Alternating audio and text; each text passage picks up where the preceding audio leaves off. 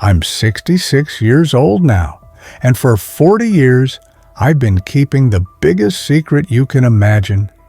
In the barn behind my house, hidden from everyone, lives a creature that the government has been looking for since before I was born. His name is Samuel. At least that's what I call him. And he's a Bigfoot. I found him when I was 26 years old, dying in the woods near my house in 1984. And I made a choice that day that changed both our lives forever. This is the story of how a regular man became the protector of something amazing, and why I finally decided it's time to tell the truth. August 1984. The summer had been hot and dry in the Cascade Mountains of Oregon, where I'd lived since I was 18. I'd gotten the property from my uncle, 40 acres of forest land with a small house and a barn, far away enough that my closest neighbor was 3 miles away. It was perfect for someone like me who liked being alone and keeping things simple. My name is Henry Walsh, and back then, I was just a quiet guy trying to make money as a carpenter. I'd do jobs in the nearby town of Sisters, building decks and cabinets, fixing roofs. It was honest work, and it paid the bills. I lived alone, never married, happy with my books, my workshop, and the peaceful forest. On August 14th, 1984, I was working in my shop when I heard something that made me stop. It was a sound unlike anything I'd heard before. A low, hurt cry that echoed through the trees. Not quite human, not quite animal, something in between. I grabbed my rifle. Bear country meant you always went into the woods armed and headed toward the sound. I followed it for maybe a quarter-mile deeper into the forest on my property until I found what was making the noise. At first, I thought it was a bear caught in a trap, but as I got closer, pushing through the bushes, I realized it was something else completely. It was lying on its side near a fallen tree, and it was huge, at least 7.5 feet tall, covered in dark brown hair, sticky with blood. The arms were too long, the shoulders too wide. And the face, God, the face was like nothing I'd ever seen. Almost human, but not quite. Heavy eyebrows, wide nose, eyes that were full of pain and what looked like understanding. A Bigfoot, a real living Bigfoot, hurt and dying on my property. My first thought was to run. Every campfire story, every warning about creatures in the woods came flooding back. But then it looked at me, and I saw something in those eyes that stopped me. Not animal awareness, but understanding, knowing, fear. It was afraid of me. I lowered my rifle slowly. "Easy," I said, though I had no idea if it could understand me. "I'm not going to hurt you." I moved closer, keeping my movements slow and calm. That's when I saw the injury. Its left leg was badly hurt, caught in what looked like the remains of an old bear trap, the kind that had been against the law for years, but still sat in these woods from long ago. The leg was badly infected, the trap's teeth buried deep in the skin. The creature made that sound again, softer this time. It wasn't trying to scare me. It was asking for help. I'd worked with hurt animals before. Deer, coyotes, even helped a bear cub once. But this was different. This was something that wasn't supposed to exist. Something that, if discovered, would bring scientists, government workers, hunters, and God knows who else to my property. But looking at that creature suffering in the trap, I couldn't just walk away. "Okay," I said, more to myself than to it. "Okay, let's see what we can do." I ran back to my house and grabbed my toolbox, medical supplies, and a bottle of whiskey, the only pain medicine I had. When I returned, the creature was still there, watching me come back with tired eyes. "This is going to hurt," I told it, opening the whiskey bottle. "But if we don't get that trap off, infection's going to kill you."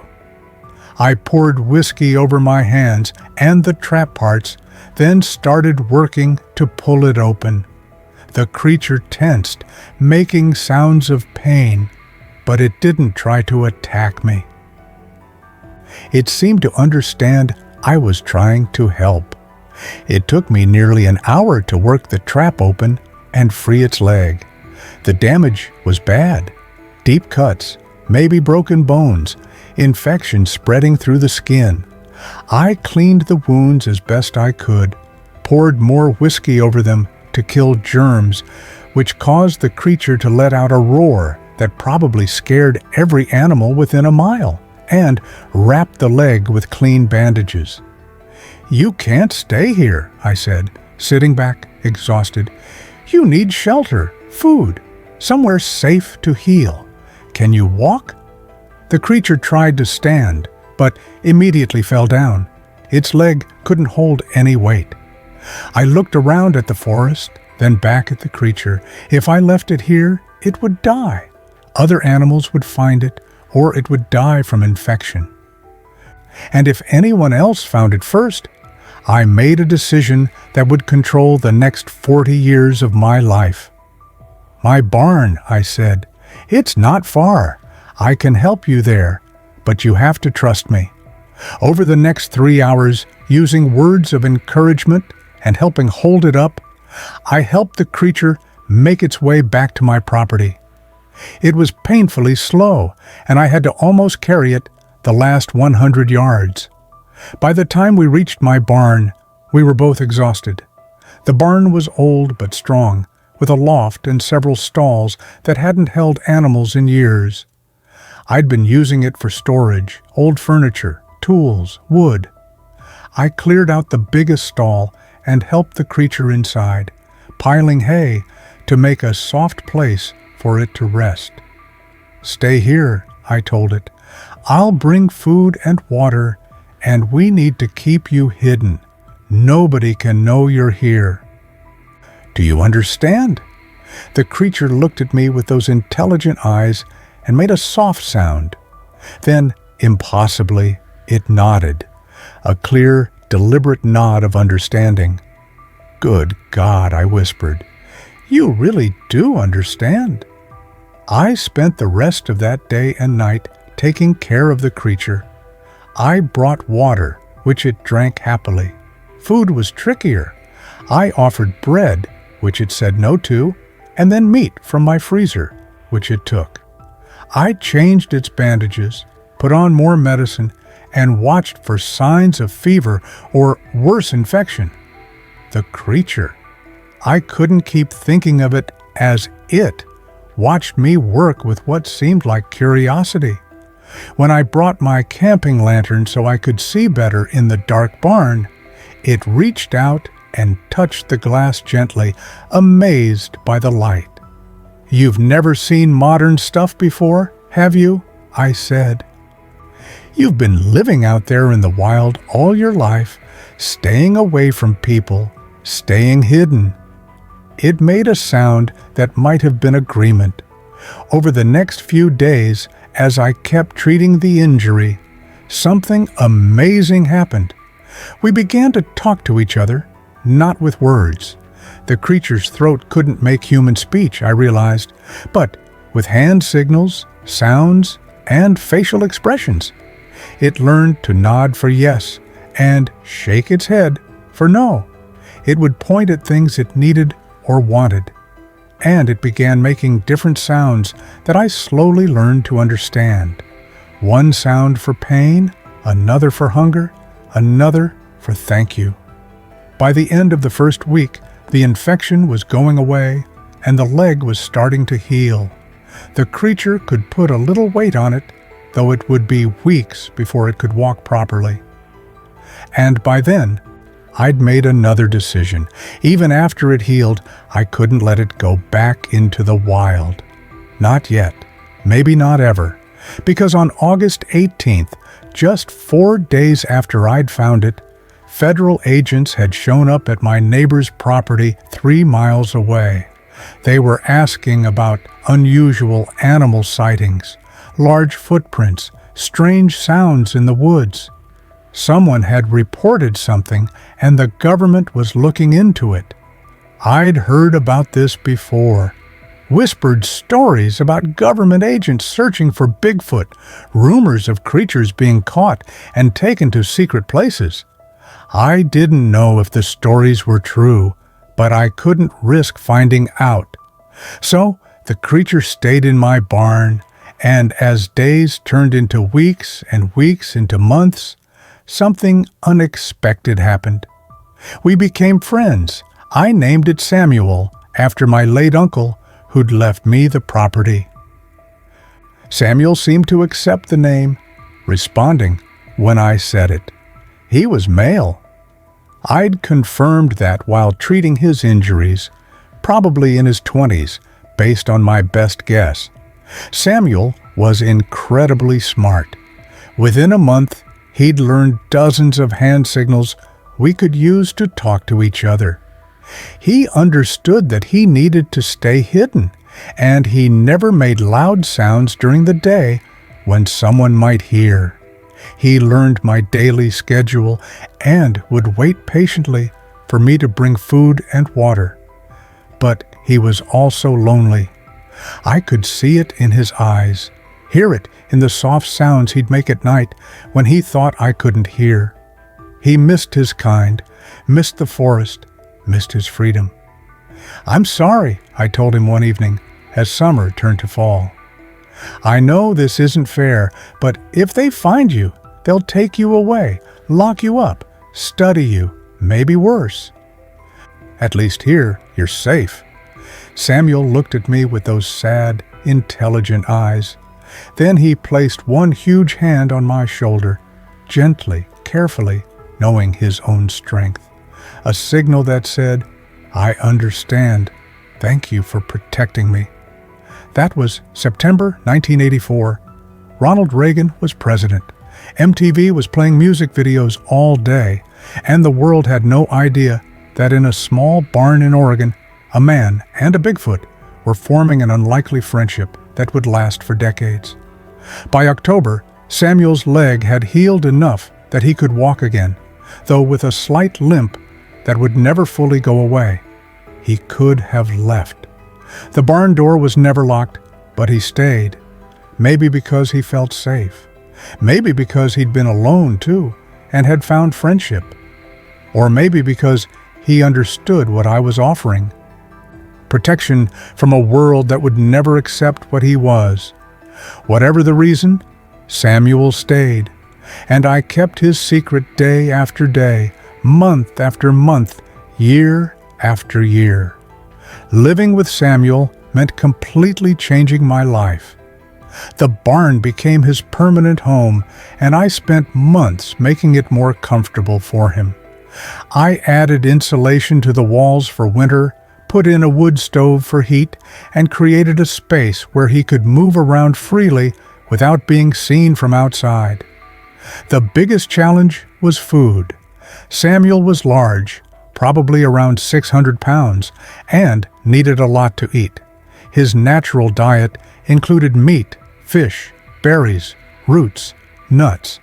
I couldn't just buy enough groceries for 2 without people getting suspicious, so I had to be creative. I started hunting more, telling people in town I was selling deer meat to explain my increased ammunition purchases. I planted a huge vegetable garden, saying it was a new hobby. I drove to different towns to buy groceries, so no single store would notice how much I was buying. Every trip needed careful planning to avoid drawing attention. Samuel adapted to his new life amazingly well. He was naturally awake at night, which helped. He'd sleep during the day when I was working and be active at night when there was no risk of being seen. I'd spend my evenings in the barn with him, and we developed routines that felt almost normal. He was fascinated by human things. I brought him books, and while he couldn't read, he'd study the pictures for hours. I had an old radio in the barn, and he loved listening to music, especially classical, which seemed to calm him. When MTV started playing music videos, I brought in a small TV with a VCR, and Samuel would watch for hours, completely amazed by the moving images. You're probably the only Bigfoot in the world who's seen Michael Jackson's Thriller video, I told him one night in 1985, watching him watch the TV with wonder in his eyes. He made a sound that I'd learned meant amusement. If he could have laughed, he would have. But there were close calls, especially in those first years. In March 1985, a bad storm damaged my barn's roof. I had to hire a contractor to fix it, which meant Samuel had to hide in the loft under blankets and tarps for 3 days while workers were on the property. I stayed with him the whole time, terrified one of them would hear him breathing or moving. "Just a little longer," I whispered to him as hammers pounded overhead. "Stay quiet. Stay still." Samuel stayed perfectly still for hours at a time. His self-control was extraordinary. When the workers finally left and I removed the coverings, he was stiff and uncomfortable, but had made no sound that would have given away his presence. In July 1986, a forest fire came within 2 miles of my property. Orders to leave were given, and police came door to door to make sure everyone left. I told them I'd left, then snuck back to stay with Samuel. "I'm not leaving you," I said, as smoke filled the air and ash fell like snow. "If this place burns, we burn together." Samuel looked at me with what I can only describe as gratitude mixed with worry. He placed his hand over his chest, then pointed at me, then at the forest. He was telling me to save myself, that I didn't have to stay. "Yeah, I do," I replied. "You're my responsibility now, my friend. Friends don't abandon each other." The fire changed direction that night, missing my property by less than a mile. When the order to leave was lifted and I came back home, I told everyone I'd been staying with friends in Bend. No one questioned it. The years passed, and Samuel and I fell into a rhythm. I learned more about him than probably any human had ever learned about his kind. He was incredibly strong. I once saw him lift a 300-pound wooden beam with one hand. He was agile despite his size, able to climb to the top of the barn in seconds using the support beams. His senses were far better than mine. He could hear my truck coming from a mile away. He could smell when someone was coming to the property long before I could see them. His night vision was perfect. He could move around the barn in complete darkness with no problem. But most impressively, he was emotionally complex. He felt joy, sadness, loneliness, fear, and affection. He had a sense of humor. He'd sometimes hide my tools as a joke, then make that amused sound when I couldn't find them. He could be playful, gentle, thoughtful. In 1987, I made a major change to the property. I told people in town I was building a large storage shed, but actually, I was creating a tunnel system connecting the barn to a section of fenced forest area where Samuel could go outside safely at night. 20 feet of underground tunnel, reinforced with wood and concrete, opening into a quarter-acre fenced area surrounded by 12-foot-tall fencing camouflaged to look like natural forest. It took me 6 months working every evening, but when it was finished, Samuel had access to open air and real trees for the first time in 3 years. The first night he went outside, he stood under the stars for an hour, just looking up at the sky. I stood watching him from the tunnel entrance, and I saw tears in his eyes.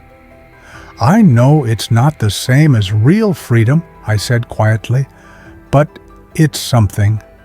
He made a soft sound and placed his hand on his chest over his heart. "Thank you."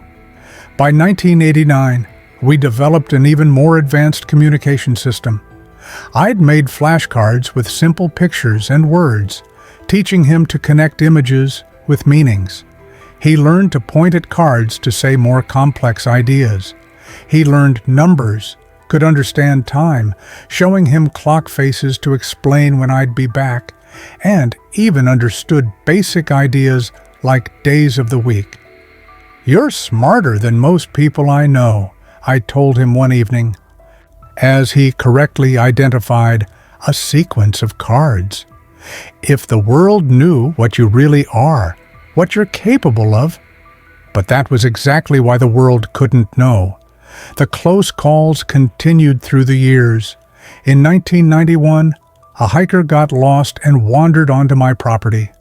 I found him near the barn, exhausted and thirsty. I gave him water and directions back to the main trail, all while Samuel stayed absolutely silent inside, just 20 feet away from the stranger. In 1993, property values in the area started going up, and developers began buying land. A real estate agent visited asking if I'd be interested in selling. She walked around the property, getting far too close to the barn for my comfort. "That's a nice barn," she said. "Good structure. A buyer could turn it into a guest house or studio." "Not for sale," I said firmly. "This property stays in the family.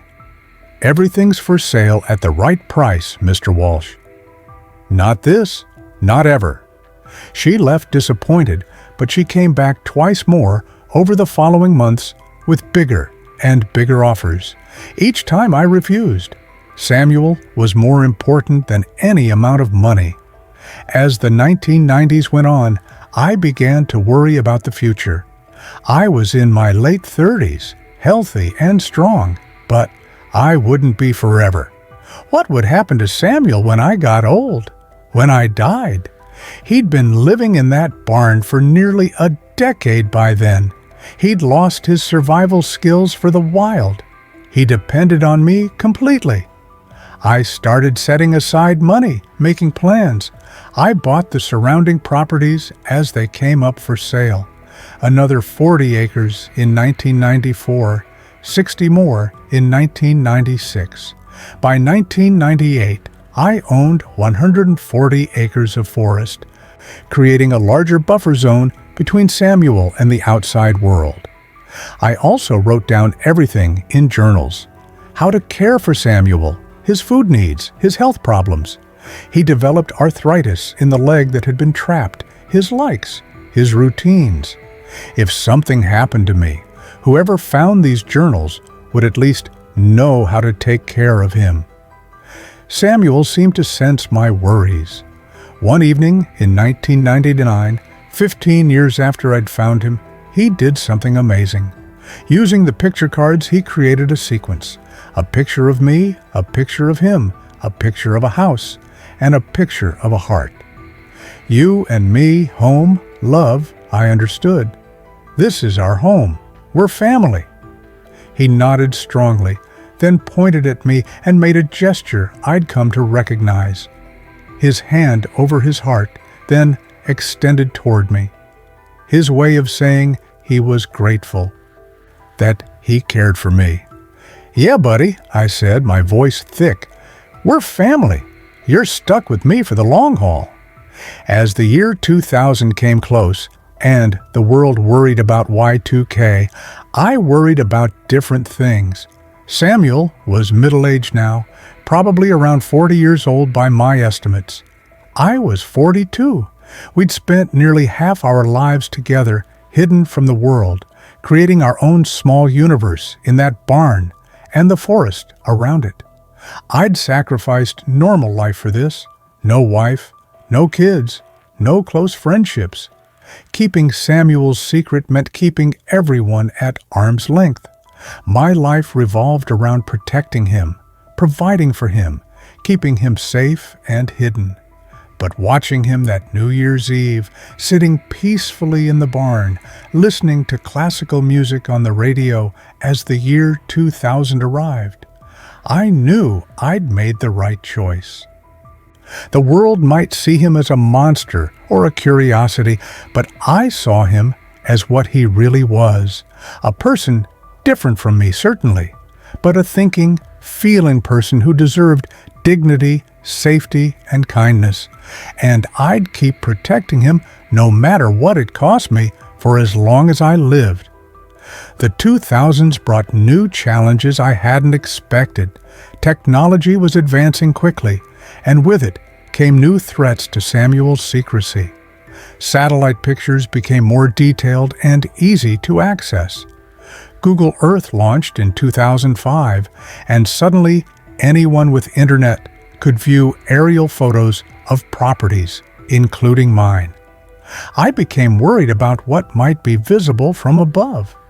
I built additional roof structures over the outdoor area, making it look like natural tree cover. I planted fast-growing trees carefully to block sight lines. I even researched thermal imaging technology, worried that someone might detect Samuel's heat signature. "The world's getting smaller," I told Samuel one evening in 2006. "Harder to keep secrets. Everyone's got cameras now, internet, GPS. We have to be more careful than ever." Samuel, now in his 60s by my guess, nodded slowly. He understood. His hair had started turning gray around the face and shoulders, and his movements were stiffer than they'd been 20 years ago. The arthritis in his leg bothered him more, especially in cold weather. I was 48 then, and I'd started feeling my age too. Years of carpentry work had taken their toll on my back and knees. I worried about what would happen when I couldn't physically care for Samuel anymore, when climbing ladders to repair the barn became too risky, when carrying heavy loads of food became impossible. In 2007, I made a decision that scared me, but felt necessary. I needed help, but not from strangers. I reached out to my nephew, David Walsh, who was 23 and working as a park ranger in Washington. David had always been a good kid, responsible, trustworthy, someone who respected nature and privacy. More importantly, he was family. If anyone could keep this secret, it would be him. I invited him to visit for a week in August 2007. On his third day there, after we'd spent time reconnecting and I had thought about his character once more, I decided to take the risk. "David, I need to show you something," I said.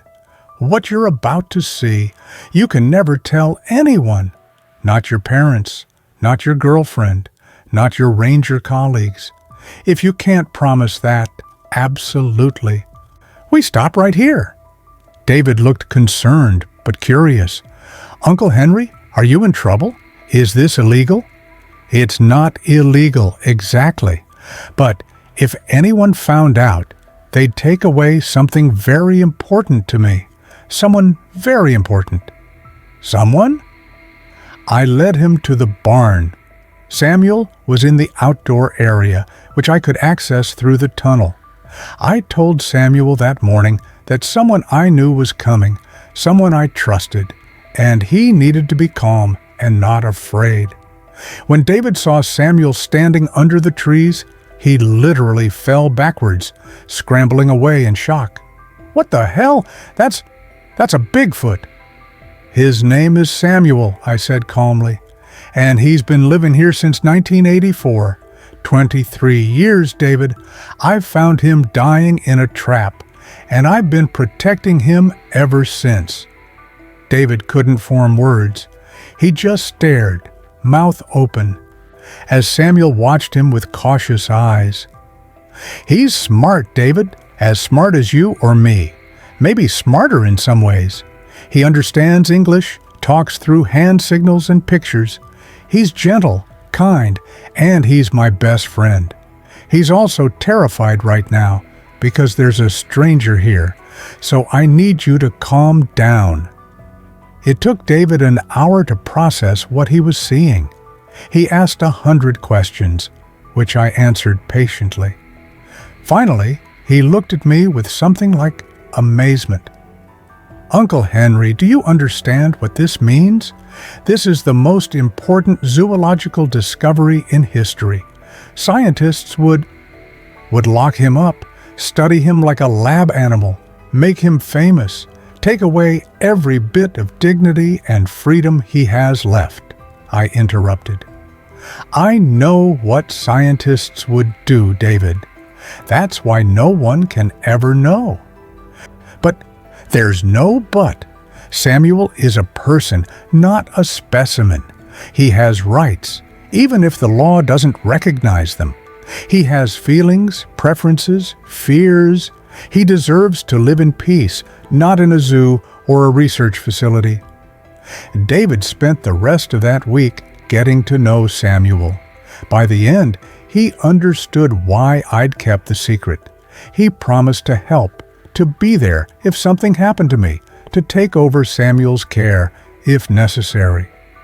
"Thank you," I told him as he left.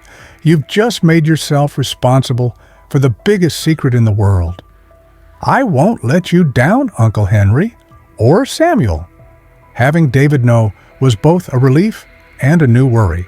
But as the years passed and he kept his word, never telling anyone, visiting regularly to help with heavier work, I knew I'd made the right choice. In 2008, I turned 50, and Samuel was probably around 65. We were both slowing down, but our routine stayed the same. Samuel had his outdoor time each night, his meals, his music, and television. I'd upgraded to a DVD player, and Samuel had developed favorite movies. He especially loved nature documentaries. I think he missed the wild world he'd once known. But that year brought an unexpected crisis. In October 2008, during a regular visit, David noticed Samuel was moving strangely. "Uncle Henry, something's wrong. Look at how he's breathing." Samuel was wheezing, struggling to catch his breath. His color was off, and he seemed confused. I'd seen him sick before. Colds, minor infections, but this was different. "I think it's his heart," I said, panic rising. "Or pneumonia, maybe." "David, what do I do? I can't take him to a vet." "I can't take him to a doctor." "Do you have a stethoscope? First aid training?" "Basic stuff, but nothing for something serious." David made a decision. "I know someone, a veterinarian friend who works with large animals. She's discreet, doesn't ask questions. Let me call her." "David, no." "Uncle Henry, if we don't do something, Samuel could die. Trust me on this." Dr. Lisa Chen arrived the next morning, believing she was coming to treat a large exotic animal that a ranger friend's uncle kept illegally. David had been deliberately vague. When she saw Samuel, she went silent for a full minute. "That's not possible," she finally whispered. "It's possible, and it's real, and he's dying," I said. "Can you help him?" Lisa, to her credit, pulled herself together quickly. She examined Samuel, who was too sick to be frightened of yet another stranger. Her diagnosis was pneumonia, severe but treatable if we acted quickly. "He needs antibiotics, breathing support, and monitoring. I can do this." "But," she looked at me and David, "this is real. You're hiding a living Bigfoot for 24 years. "Yes," I said, "and if you tell anyone, they'll take him away from me. Please." Lisa thought for a long moment. Then she nodded. "I'll help, but you two owe me every detail about how this happened." She treated Samuel for 2 weeks, visiting daily, bringing medicines and equipment. Samuel's fever broke on day 5, and by day 10, he was breathing normally again. Lisa refused payment, saying the experience was compensation enough. "He's remarkable," she told me. "Physically similar to great apes, but with unique features. His lung capacity is extraordinary, probably why he survived pneumonia that would have killed a human. And Henry, he trusts you completely. The bond you two have is something I've never seen between human and animal." "He's not an animal," I corrected gently. "He's a person, different, but a person." Lisa nodded slowly. "Yes, I can see that now." She became part of our small circle of trust. 3 people in the world who knew about Samuel, and all 3 of us committed to protecting him. The 2010s brought more changes. I turned 60 in 2018, officially a senior citizen, though I felt older. My back was bad, my knees were worse, and I'd had a minor heart attack in 2015 that scared me badly. Samuel was in his 70s now, moving slowly, sleeping more, eating less. We were both getting old, and I was increasingly aware that our time together was limited. David visited more often, bringing his wife Emily into the secret in 2016 when they got married. Emily, a biologist, was overwhelmed but adapted quickly. She helped Lisa monitor Samuel's health, writing down everything scientifically. "Uncle Henry, you've kept detailed records for over 30 years, Emily said, reading through my journals. "This is invaluable information about an unknown species. Even if Samuel is the last of his kind, this information could—" "No publication," I said firmly. "Not while he's alive, not while it could lead people here. After we're both gone, you can decide what to do with it, but not before." "I understand," she said, "but Henry, what if he's not the last? What if there are others out there who could benefit from what you've learned about his care, his needs?" It was a question I'd asked myself 1,000 times. Were there others like Samuel, hiding in the deep wilderness, struggling to survive? If there were, could my knowledge help them? But the risk was too great. Revealing what I knew meant revealing Samuel's existence, and I'd promised him 40 years ago that I'd keep him safe. In 2019, Samuel's health started getting worse, noticeably.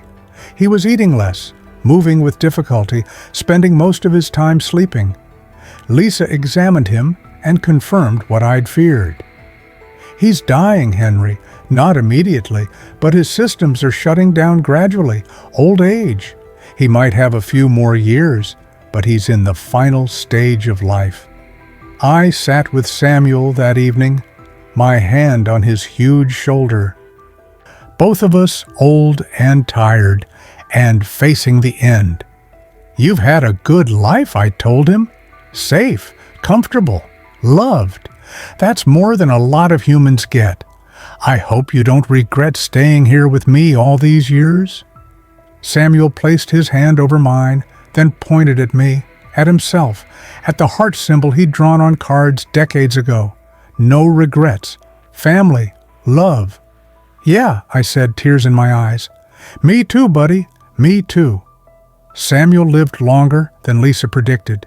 Throughout 2020 and into 2021, while the world dealt with a COVID pandemic, Samuel and I dealt with our own quiet crisis of aging and death. The isolation that everyone else suddenly experienced was nothing new to us. We'd been isolated together for 36 years by then. The pandemic actually helped us in one way. With people staying home and fewer visitors to the area, there was less risk of discovery. David and Emily moved into the old house on one of my other properties, supposedly to help me during lockdown, but really to provide daily help with Samuel's care. Samuel's world had shrunk to just the barn now. He no longer had the strength to go through the tunnel to the outdoor area.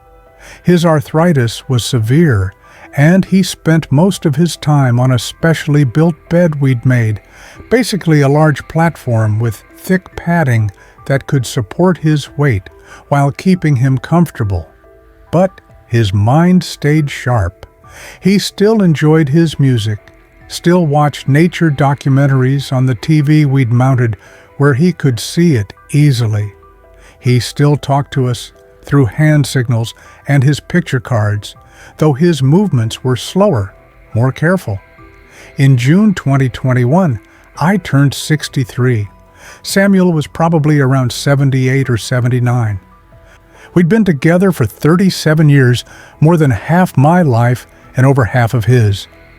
"Do you remember when we met?" I asked him one evening, sitting beside his bed. "You were trapped, dying, and I was just a guy who couldn't leave a hurt creature to suffer. I never planned for any of this, never imagined we'd spend 4 decades together."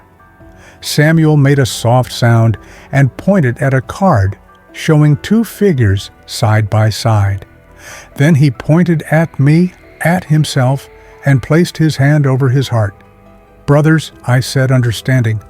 "Yeah, we became brothers, didn't we?"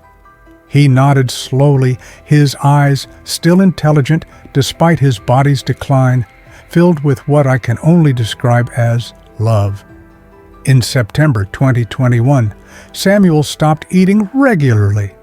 Lisa examined him and found nothing acutely wrong, just the general systems failure of extreme old age. She increased his pain medication and made him as comfortable as possible. "It could be days or weeks," she told me privately, "but Henry, you need to prepare yourself, and you need to think about what happens after." After? I hadn't let myself think that far ahead. His body. We can't just bury him in the forest like a pet. He's important, Henry. What he represents, what you've documented about him. The scientific community, the world should know he existed. I promised him secrecy. You promised him protection while he was alive. Lisa paused. After he's gone, that promise changes. I didn't want to think about it, but she was right. Samuel's death would raise questions I'd been avoiding for years. What would we do with his remains? How could we honor his life while respecting the secret we'd kept? David had a different view. "Uncle Henry, you've hidden Samuel for almost 40 years. That's an incredible act of love and protection. But when he's gone, don't you think the world deserves to know that these creatures existed? That one of them trusted a human enough to spend his whole life with him?" "The government will come," I said. "They'll take him, take my journals, classify everything. His memory will disappear into some vault." "Not if we control the story," Emily suggested. "What if we documented everything first? Photographs, videos, DNA samples. What if we went public immediately after he passes, so widely and publicly that the government can't hide it?" "That's dangerous," Lisa warned. "Henry could face legal consequences, harboring an endangered species without permits, if they decide to classify it that way. He could lose everything." "I'm 63 years old," I said.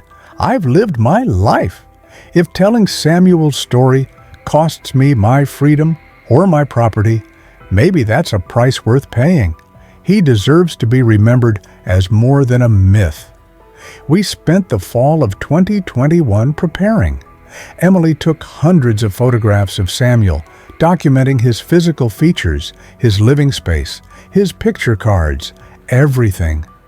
David recorded videos of Samuel communicating, responding to questions, showing his intelligence and personality.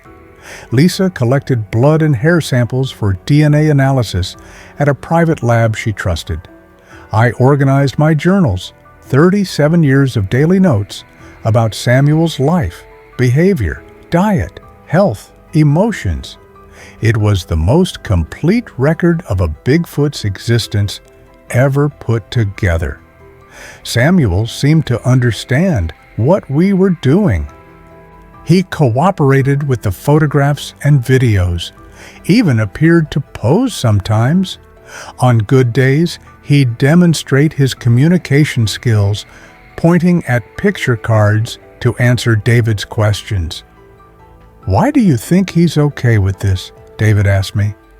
"If he's lived in hiding all these years, why allow us to document everything now?" "Because he knows he's dying," I said. "And maybe on some level, he wants to be remembered, wants his kind to be known, even if he's the only one we've ever confirmed." On December 3rd, 2021, Samuel's condition got rapidly worse. We all gathered in the barn, me, David, Emily, and Lisa. Samuel was struggling to breathe, clearly in pain, despite the medication. "Is he suffering?" I asked Lisa. "Yes, his lungs are failing. It won't be much longer."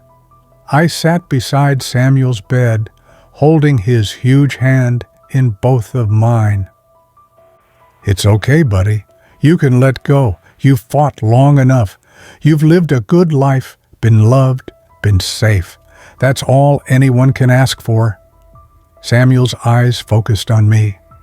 He squeezed my hand weakly, then did something he'd never done before.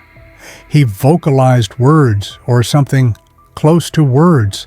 His throat couldn't make human speech perfectly, but I could make out the sounds. Hen, rye, thank you. 37 years of communication through hand signals and pictures, and in his final moments, he found a way to say my name. "You're welcome," I whispered, tears streaming down my face. "Thank you for trusting me. Thank you for being my friend. Thank you for 40 years of companionship. I love you, Samuel." He made one last soft sound, squeezed my hand once more, and then his breathing stopped. The barn fell silent except for my sobs and Emily's quiet crying. Samuel was gone. We sat with him for hours, none of us ready to leave. Finally, as dawn broke on December 4th, 2021, we began the process we'd planned. Lisa performed a complete examination and collected tissue samples for preservation. Emily and David took final photographs and measurements. I wrote the final entry in my journal, December 4th, 2021. Samuel passed away peacefully at approximately 3:47 a.m. with his family present. He was approximately 79 years old and had lived with me for 37 years, 3 months, and 20 days. The world has lost something irreplaceable. We preserved his body in a refrigerated storage unit we'd prepared, keeping it at a constant temperature while we made our next moves. According to our plan, we'd go public in stages. First, David and Emily published their documentation online, photographs, videos, and scientific analysis through multiple channels at the same time to prevent hiding. They sent packages to major news outlets, scientific journals, and cryptozoology organizations. Second, Lisa submitted her DNA analysis to a peer-reviewed genetics journal under her name, detailing the samples from an unidentified North American hominid, without revealing the full story yet. Third, I prepared to give an interview to a major news network telling the complete story of Samuel's life and my 40 years protecting him. We launched everything on December 15th, 2021, exactly 11 days after Samuel's death. The response was instant and overwhelming. Within hours, my property was surrounded by news vans, reporters, government vehicles, and curious people. My phone rang constantly until I unplugged it. The internet exploded with debate. Was this real? An elaborate hoax? The discovery of the century? Federal agents arrived on December 16th demanding access to Samuel's remains and all documentation. I let them in, showing them everything. The senior agent, a woman named Sarah Thornton, examined Samuel's body for a long time before speaking. "Mr. Walsh, do you understand the legal problems of what you've done? Harboring an unknown species, preventing scientific study, hiding information from federal authorities. I understand I protected a living, intelligent being from being captured and experimented on," I interrupted. "I gave him a life of dignity and safety. If that's illegal, then charge me." Thornton looked at me for a long moment. "Mr. Walsh, there have been rumors of these creatures for decades. Reports, sightings, alleged government knowledge. What you've done here is provide undeniable proof. This body, your documentation, the DNA evidence, it's all real, and it's going to change everything." "Good," I said. "It should. Samuel deserves to be known. His species deserves recognition, protection. If there are others out there, maybe now we can protect them instead of hiding them." "You may have just triggered the biggest cryptozoological and anthropological crisis in history," Thornton said. "I hope you're ready for the consequences." "I've had 40 years to prepare," I replied. "I'm ready." The months following our revelation were chaos. My property became a permanent camp for media, scientists, government officials, and protesters arguing about what should happen to Samuel's remains. I gave dozens of interviews showing my journals, the barn where he'd lived, the communication system we'd developed over 40 years. The DNA analysis confirmed what we documented. Samuel was indeed a previously unidentified hominid species, genetically positioned between modern humans and extinct archaic humans like Neanderthals. The scientific community was split between those amazed by the discovery and those skeptical it could have stayed hidden so long. In January 2022, the federal government officially classified Samuel's species as critically endangered, possibly extinct, and created a task force to investigate whether other populations existed. They offered me immunity from charges in exchange for full cooperation and help with any conservation efforts. "They want you to help them find more," David said, as we read through the legal documents.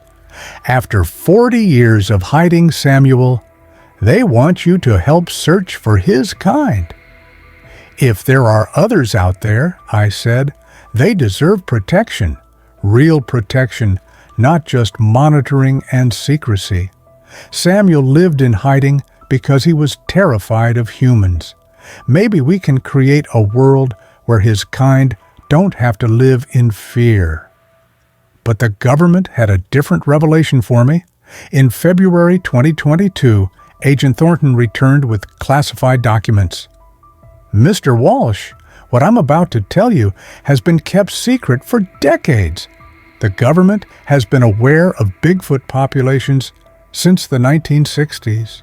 We've been monitoring them, protecting their habitats secretly, and keeping strict information control to prevent exactly the kind of chaos your revelation has caused." I stared at her. "You've known all this time while I was hiding Samuel, terrified you'd find him and take him away. You already knew these creatures existed. We knew they existed in the wild.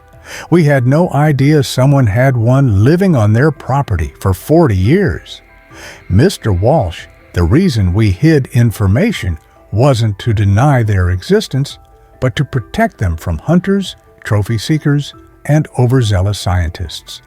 Your revelation has put every remaining population at risk. Then protect them publicly, I said. Make their habitat legally protected. Enforce penalties for harming them. Stop pretending they don't exist and actually do something. It's not that simple. Yes, it is. You've been hiding the truth to make your jobs easier, not to protect these creatures. Samuel lived for 40 years in a barn because he was too terrified to be free. That's not protection. That's just a different kind of prison. The debate raged through 2022 and into 2023. Environmental groups pushed for official Endangered Species Act protection. Hunter organizations argued about whether Bigfoot should be legal game if it was just an animal. Ethicists debated whether a human-like species should have legal personhood. Samuel's body remained in federal custody, being studied by multiple research teams. They confirmed everything I documented: his intelligence, his physical adaptations, his capacity for emotion and communication. Some scientists proposed he'd be displayed in the Smithsonian, a monument to an unknown species. Others argued his remains should be returned to the wild, buried in the forest he'd been taken from 40 years earlier. I fought for the latter. Samuel lived his entire adult life in hiding to avoid being a spectacle. You will not make him one in death. In August 2023, a compromise was reached. Samuel's remains would be cremated and his ashes scattered in the Cascade Mountains, near where I'd found him. A small portion of tissue samples would be preserved for future genetic research. My journals and documentation would be archived at the Smithsonian, available to researchers, but not sensationalized for public display.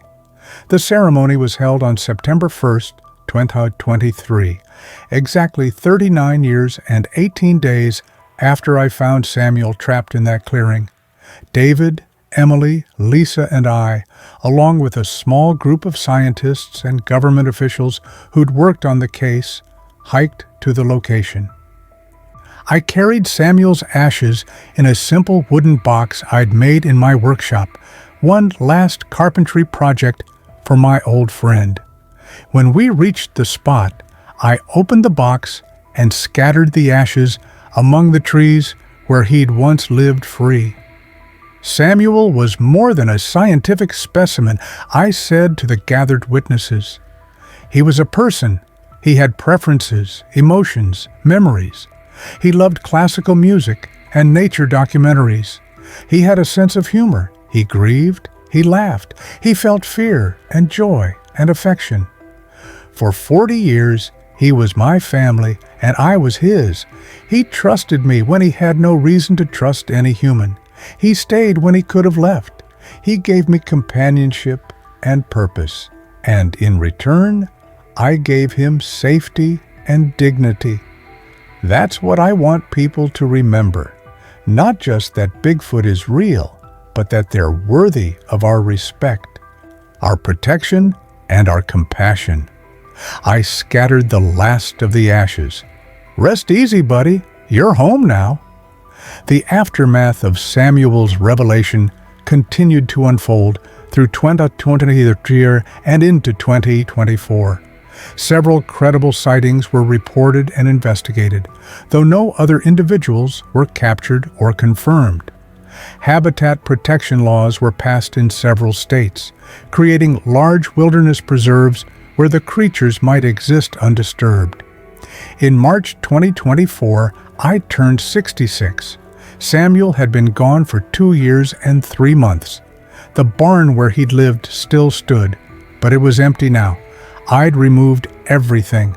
The bed we'd built, the TV and DVD player, the picture cards we'd used to communicate.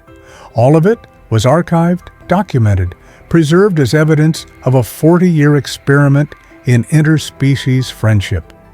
I gave my final major interview in April 2024, sitting on the porch of my house, looking out at the forest that had been Samuel's prison and sanctuary. "Do you regret it?" the reporter asked. 40 years of your life devoted to hiding and protecting Samuel. You never married, never had children, never lived a normal life. Do you regret that choice?" I thought about it for a long moment. I regret that he needed to be hidden at all. I regret that the world wasn't safe for him to live freely. I regret that he spent his entire adult life in a barn instead of in these forests where he belonged. But do I regret knowing him, protecting him, loving him? Never. Not for a second. What do you hope Samuel's legacy will be? I hope people understand that there's more to this world than we think we know, that there are mysteries still hiding in the wild places, and they deserve our protection, not our exploitation. And I hope that if there are others like Samuel out there, they're treated with the respect and dignity he deserved, but only found with me. What would you say to Samuel if you could speak to him one more time? I looked out at the forest, at the mountains beyond, at the sky where I like to imagine Samuel might be, finally free. I'd say thank you. Thank you for trusting me. Thank you for 40 years of companionship. Thank you for teaching me that intelligence and emotion aren't unique to humans, that family can take forms we never expect, and that sometimes the most important thing we can do is protect someone who can't protect themselves. And I'd tell him, I'm sorry. Sorry it took me so long to tell his story.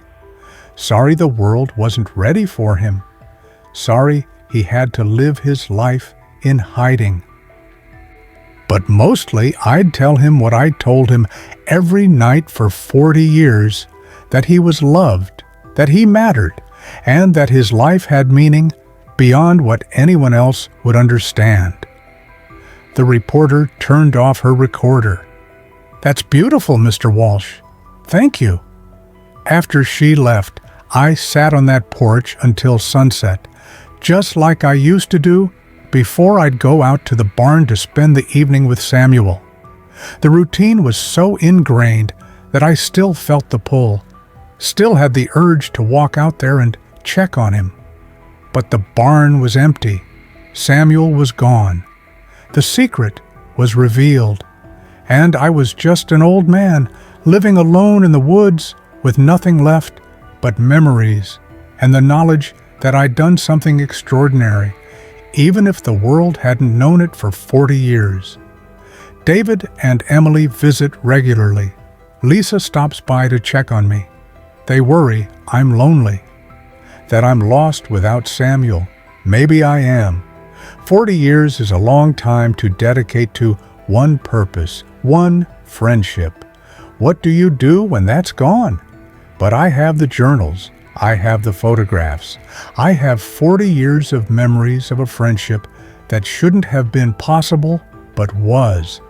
And I have the satisfaction of knowing that Samuel's story is out there now, that his existence mattered, that he'll be remembered not as a myth, but as a real, thinking, feeling person who deserved better than what the world would have given him. In my bedroom, I keep one thing, Samuel's favorite picture card. It shows two stick figures side by side with a heart between them.